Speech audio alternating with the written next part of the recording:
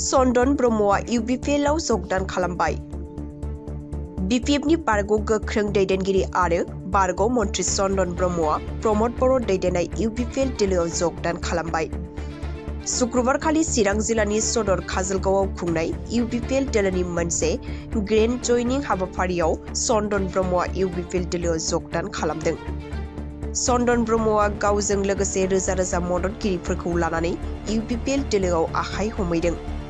मख'नो गोनांदि गोलाव सम बिपिएफनिफ्राय आरो गोख्रों राजखान्थिनिफ्राय आनज्रायनानै थानायनि उनाव बावैसो सान सिगां चन्दन ब्रह्मआ खौरांगिरि मेल खुंनानै इउपिपिएल दोलोआव जगदान खालामनायनि बाथ्राखौ फोसावदोंमोन। आरो बेबायदियैनो शुक्रबारखालि बेलासियाव काजलगावआव बानजायनाय मोनसे जयनिं हाबाफारियाव चन्दन ब्रह्मआ रोजा रोजा मददगिरिफोरजों लोगोसे इउपिपिएल दोलोआव जयन खालामदों।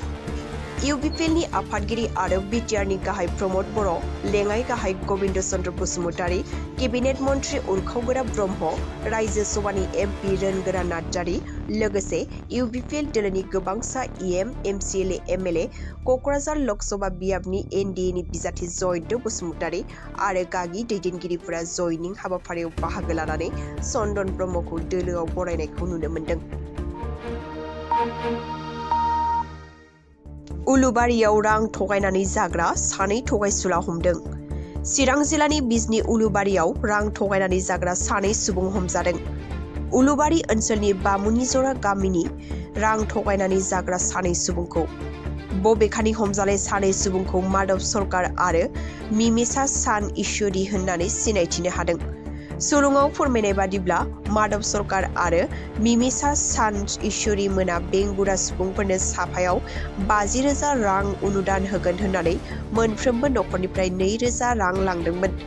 ओनसोलनि गासै मोन 13 नखरनिफ्राय 2,000 रां लांदोंमोन बै सानै थगायना जाग्राया। माजबादआव आयेन बेरेखा कार्ड रोगानाय ट्रेक्टर जब्द। अदालगुरि जिल्लानि माजबाद आन्सलिक हाग्रा बिफाना सिग्रोमनानै गोबांथार बिबांनि बेसेन गोसा कार्ड रोगानाय गंसे ट्रेक्टर जब्द खालामनो हादों।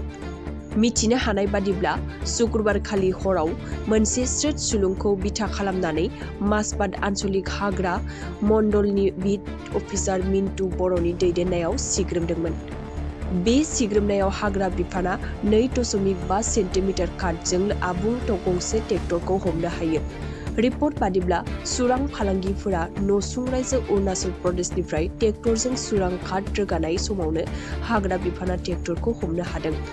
बबेखानि हाग्रा बिफाना जब्द खालामनो हानाय कार्डनि बेसेना खमैबो 5 निफ्राय 6 लाख रां जागोन होननानैबो अनुमान खालामनाय जादों।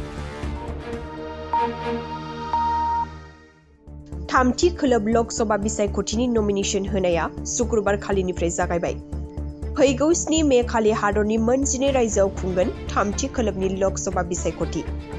बिसायख'थि आय'गआ गेजेट नटिफिकेशन फोसावनायनि उनाव शुक्रबारखालिनिफ्राय जागायबाय थामथि खोलोबनि बिसायख'थिनि नमिनेशन होनाय हाबाफारिया आरो 19 एप्रिलखालि बिजाथिनि नमिनेशन होनायनि जोबथा खालार।